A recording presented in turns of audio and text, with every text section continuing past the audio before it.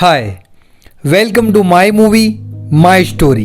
दोस्तों, आज की मूवी थोड़ी हटके है क्योंकि ऐसी स्टोरी ना कभी आपने सुनी होगी और ना ही कभी देखी होगी। तो ये स्टोरी पूरी देखना, बहुत मजा आएगा। आज की मूवी में बहुत सारे न्यूड सीन मौजूद हैं, इसलिए ये वीडियो बच्चों के लिए बिल्कुल भी नहीं है। आज हम बात करने वाले हैं 2006 में रिलीज हुई movie perfume the story of a murder के बारे में। तो चलिए ज्यादा बकबक ना करते हुए हम मूवी स्टार्ट करते हैं।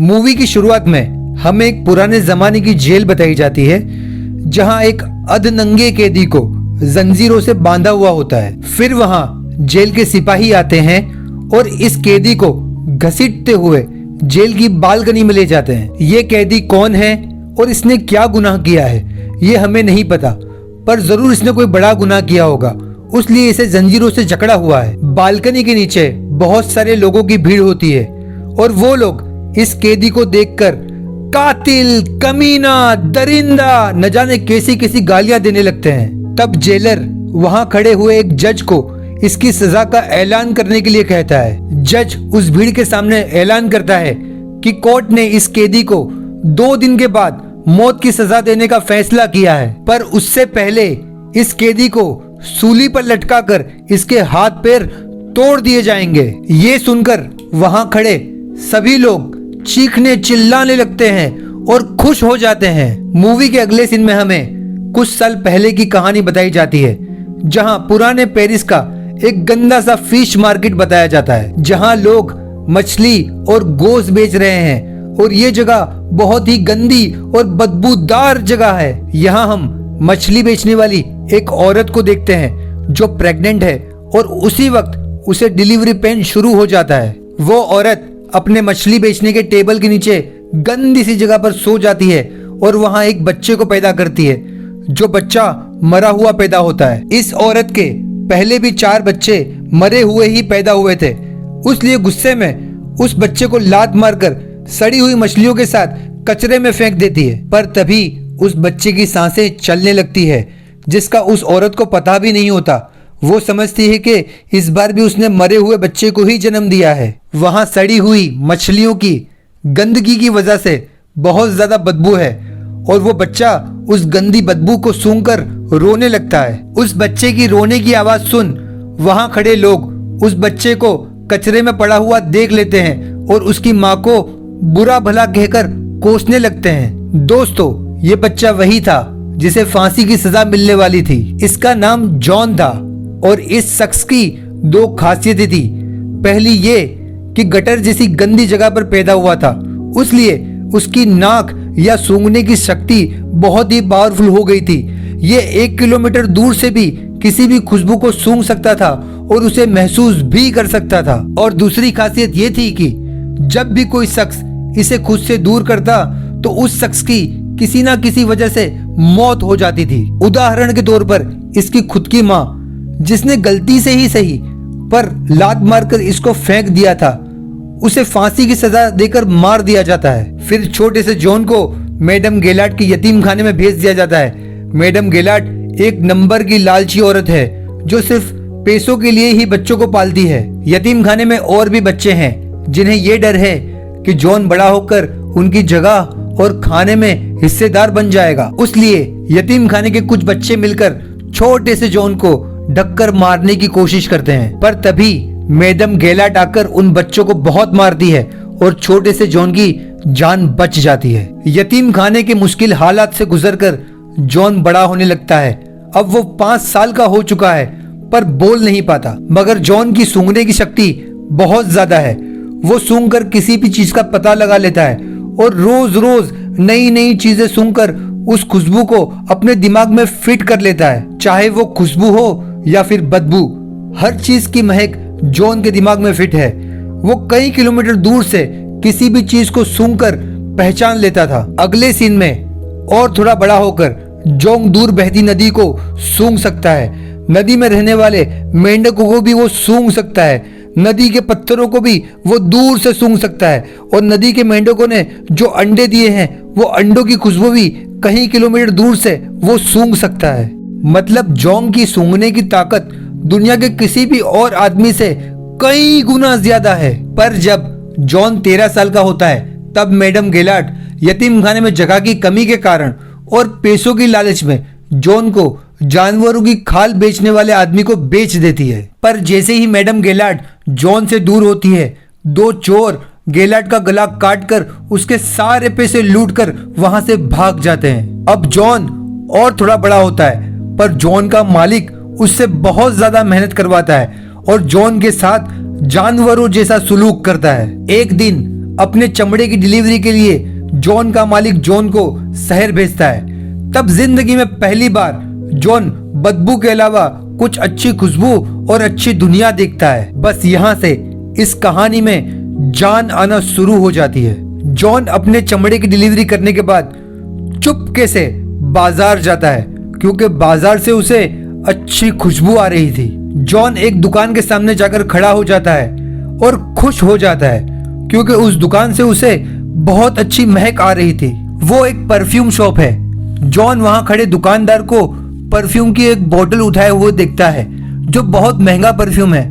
जॉन दुकान के बाहर खड़ा खड़ा उस परफ्यूम की खुशबू को महसूस कर लेता है। जॉन दुकान के बाहर खड़ा खड़ा दुकान के सारे अलग अलग परफ्यूमों की खुशबू अपने दिमाग में फिट कर लेता है। पर उसी दौरान उसे एक ऐसी खुशबू का एहसास होता है जो परफ्यूम की दुकान के सारे परफ्यूमों से भी अच्छी थी। जॉन परफ्यूम की दुकान छोड़ उस खुशबू का पीछा करता है क्योंकि उस खुशबू के आगे परफ्यूम की दुकान के सारे परफ्यूम की खुशबू फीकी थी। जॉन भागकर उस खुशबू का पीछा करता है। जॉन देखता है कि वो खुशबू एक फल बेचने वाली लड़की से आ रही थी। जॉन उस लड़की की ओर खींचा चला जाता है। वो अपने आप को रोक ही नहीं पाता। वो लड़की जॉन को एक भूखा भिखारी समझकर अपनी टोकरी से कुछ फल निकालकर खाने के लिए देती है। पर जॉन उस लड़की का हाथ पकड़कर सूंघने लगता है। पर लड़की कुछ और समझकर जॉन से डर जाती है और वहां से भागकर कहीं जाकर छिप जाती है। पर जॉन अपने सूंघने की ताकत से उस लड़की को ढूंढ लेता है और उसके पीछे जाकर खड़ा हो जाता है। लड़की उसे देखकर डर जाती है और चिल्लाने लगती है।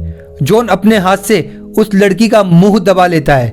वहां कुछ और लोग भी होते हैं और उसके चिल्लाने से वो लोग इकट्ठे ना हो जाए उसलिए जॉन अपना हाथ उसके मुंह पर दबाए रखता है। पर जब सब लोग वहां से चले जाते हैं तो जॉन लड़की के मुंह से अपना हाथ हटाता है। पर यहाँ बहुत देर हो चुकी होती है क्योंकि सांस ना लेने की वजह से लड़की मर चुकी होती है। जो कि जॉन का उस लड़की को मारने का कोई इरादा नहीं था। वो सिर्फ उसकी खुशबू सूंघकर उसकी खुशबू को महसूस करना चाहता था। जॉन उस लड़की की खुशबू को सूंघकर अपने दिमाग में फिट कर लेता है और फिर उस लड़की की लाश को वहीं छोड़कर वहां से चला जाता है। पर जॉन को ये एहसास होता है कि वो लड़की में जो खुशबू थी वो इतनी पावरफुल नाक होने के बावजूद आज तक उसने नहीं सूंघी थी। वो खुशबू सारी खुशबुओं में सबसे बेहतरीन खुशबू थी। मूवी के अगले सीन में हमें एक और शख्स बाल्दीनी को बताया जाता है जो एक वक्त पेरिस का मशहूर परफ्यूमर था।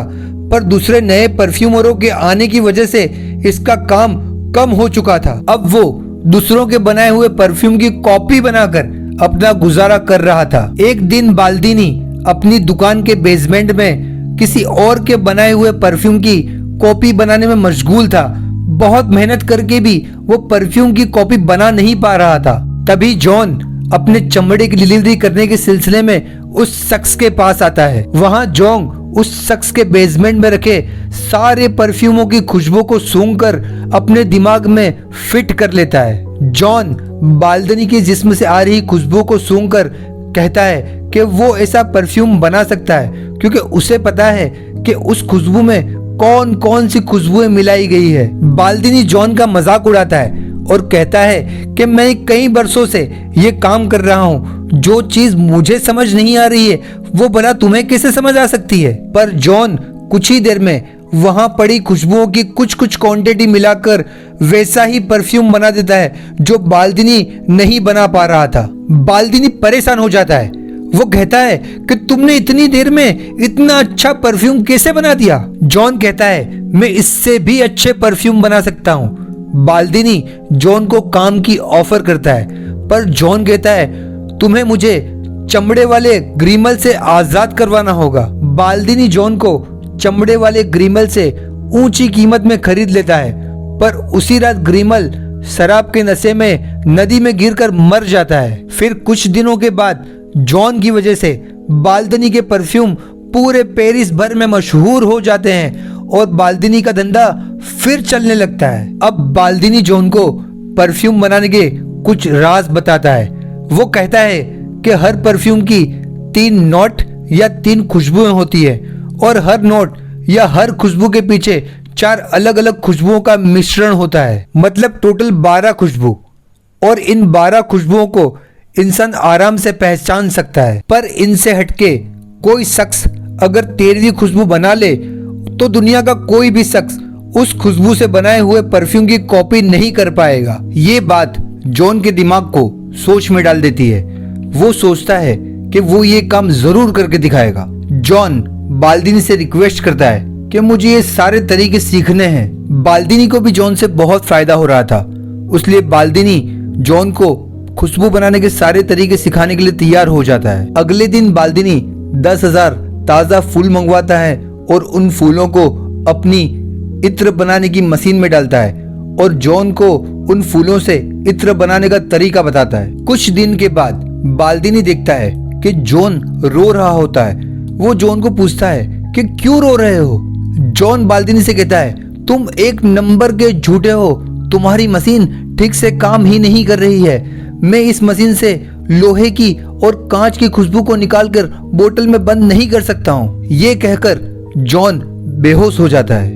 दोस्तों, जॉन क्यों बेहोश हुआ है ये समझने के लिए हमें सिर्फ 1 मिनट के लिए मूवी से बाहर आना होगा। कुछ सालों पहले और शायद अभी भी खुशबू को बनाने के लिए फूलों को एक बंद बर्तन में डालकर पानी के साथ उबाला जाता था और उस बर्तन के ऊपर एक पाइप लगा दी जाती थी, जिससे भाप के साथ फूलों की खुशबू उड़कर उस पाइप में चली जाती थी और वहां जाकर जम जाती थी, जिससे वहां एक लिक्विड जैसा ऑयल बन जाता था, जिसे आज हम इत्र कहते हैं। हर फूल की खुशबू इसी तरह अलग की जाती है और उससे इत्र बनाया जाता है और फूलों के साथ साथ फलों की खुशबुएं भी निकाली जाती है। पर सोचो कि बारिश हो रही हो और भीनी भीनी मट्टी की खुशबू, या तो समंदर किनारे सुबह सुबह मीठी मीठी खुशबू, या तो कोयला जल रहा हो और उसकी खुशबू।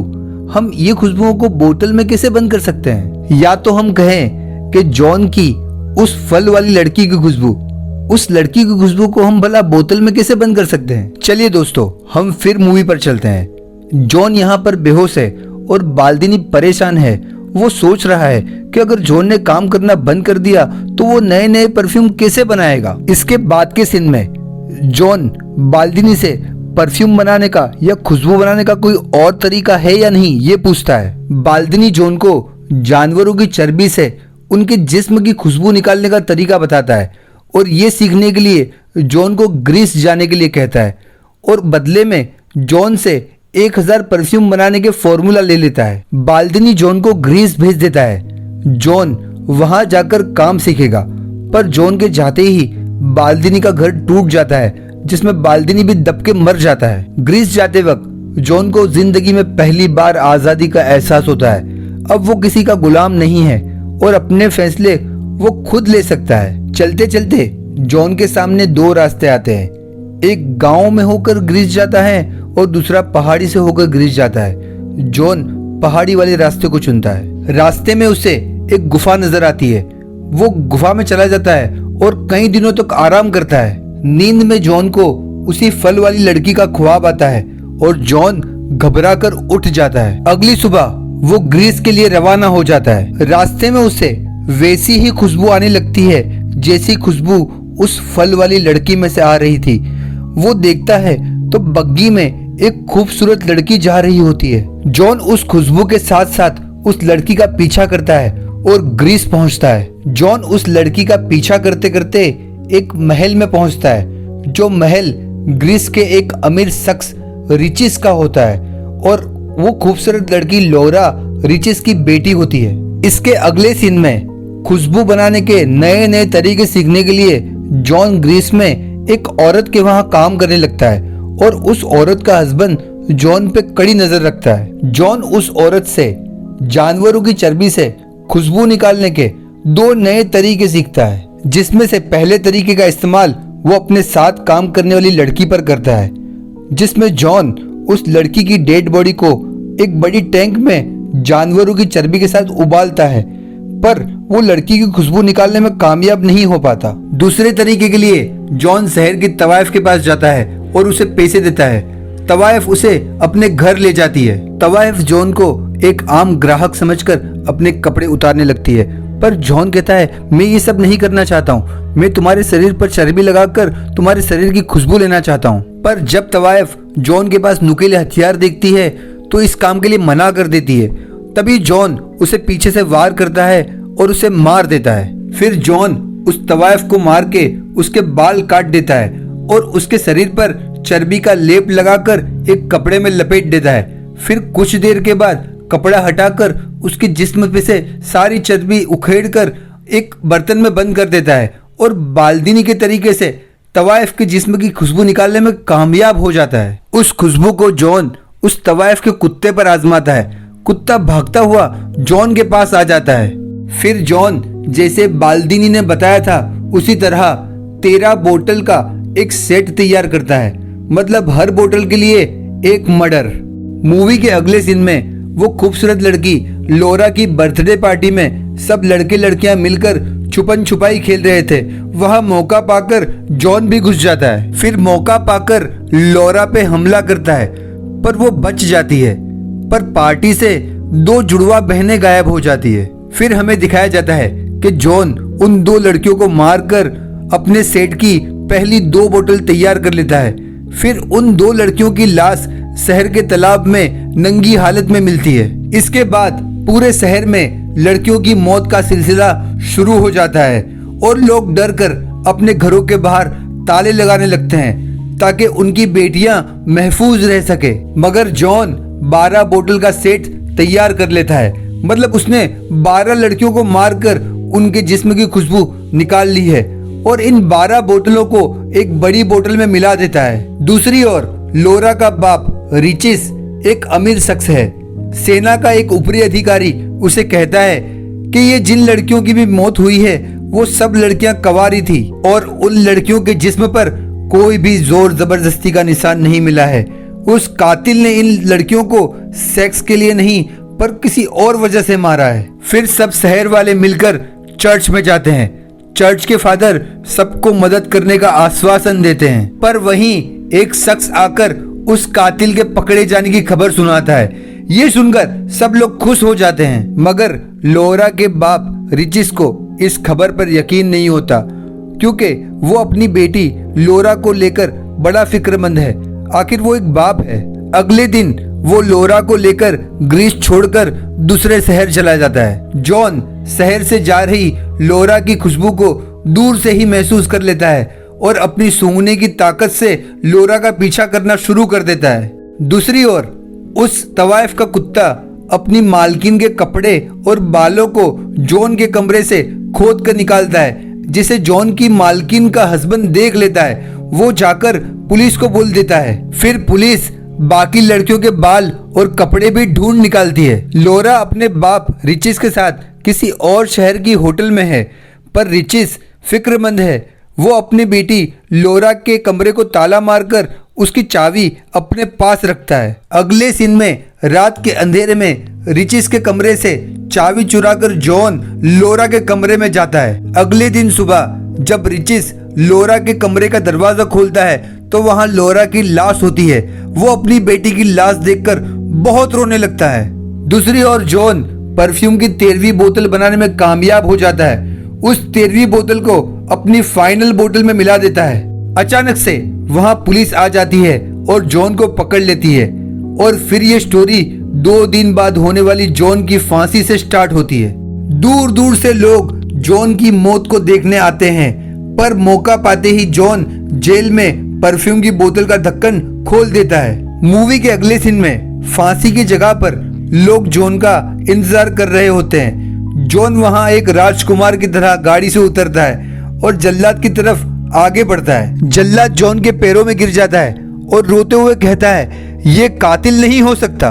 फिर जॉन अपनी परफ्यूम की बोतल से थोड़ा सा परफ्यूम रुमाल पर लगाकर उस रुमाल को हवा में लहराने लगता है, जिससे परफ्यूम की खुशबू वहां की हवा में फैल जाती है और वहां खड़े सभी लोगों को स्वर्ग का एहसास होने लगता है। अब वो सब लोग जो जॉन की मौत चाहते थे, वो सब लोग उसे देवता देवता कहकर चिल्लाने लगते हैं। वो कहते हैं, ये देवता है, ये देवता है, और सब लोग जॉन के सामने झुक जाते हैं। वहां तक के चर्च का पादरी भी जॉन को देवता मानने लगता है और जॉन के सामने झुक जाता है। मतलब सबके दिमाग पे जॉन के बनाए हुए परफ्यूम का असर हुआ है। वो सब मंत्र मुग्ध हो जाते हैं। वो सब लोग समझने लगते हैं कि वो लोग स्वर्ग में हैं और जॉन उनका देवता है। जॉन अपने परफ्यूम वाले रुमाल को लोगों की भीड़ के ऊपर फेंक देता है और फिर कुछ ही देर में सब लोग, अमीर गरीब, छोटे बड़े, गोरे काले, ये सब भेद भूलकर अपने कपड़े उतार कर प्यार करने लगते हैं। जॉन को भी ये सब देखकर प्यार का एहसास होता है। वो उस फल वाली लड़की के बारे में सोचता है और उसकी आंखों में आंसू आ जाते हैं। वो रोने लगता है। तभी लौरा का बाप रिचिस वहां पहुंचता है और तलवार लेकर जॉन को मारने के लिए आगे बढ़ता है, पर जॉन की खुशबू के सामने वो भी बेकाबू हो जाता है और जॉन के पैरों में गिरकर उल्टा उसी से माफी मांगने लगता है। तब जॉन का दिल भर आता है और उसे एहसास होता है कि मैंने जो भी किया है वो बहुत गलत किया है, और फिर जॉन वहां से चला जाता है। कुछ देर के बाद शहर के लोगों में परफ्यूम की खुशबू का असर खत्म होने लगता है। वो लोग अपने आसपास देखते हैं, हर कोई नंगी हालत में है और अपने आसपास की व्यक्ति से सेक्स कर चुके हैं। हर कोई यहाँ शर्मिंदा होता है, वहां तक के उस मजमे में चर्च का पादरी भी ये सब कर चुका है और वो भी शर्मिंदा है। मतलब हर कोई शर्मिंदा है। जॉन अभी पेरिस जाने के आधे रास्ते पर है और उसके पास अभी भी पूरी दुनिया को कंट्रोल कर सके उतना परफ्यूम मौजूद है, पर उसे अपनी गलती का एहसास है। वो लगभग रात के 11 बजे पेरिस पहुंचता है और उसी फिश मार्केट में जाता है जहां पर वो पैदा हुआ था। वहां जाकर अपनी परफ्यूम की पूरी बोतल को अपने सर पर खाली कर देता है। वहां पर खड़े हुए लड़के लड़कियां जॉन को प्यार करने के लिए उस पर टूट पड़ते हैं और जॉन उनके बीच दबकर मर जाता है। इसी तरह जॉन अपने पापों का प्रायश्चित करता है और मूवी यहीं खत्म हो जाती है। दोस्तों, अगर आपको ये कहानी अच्छी लगी हो तो हमारी चैनल को सब्सक्राइब करना मत भूलना और प्लीज मुझे कमेंट करके बताना कि आपको इस मूवी में क्या अच्छा लगा और क्या बुरा लगा। Thank you.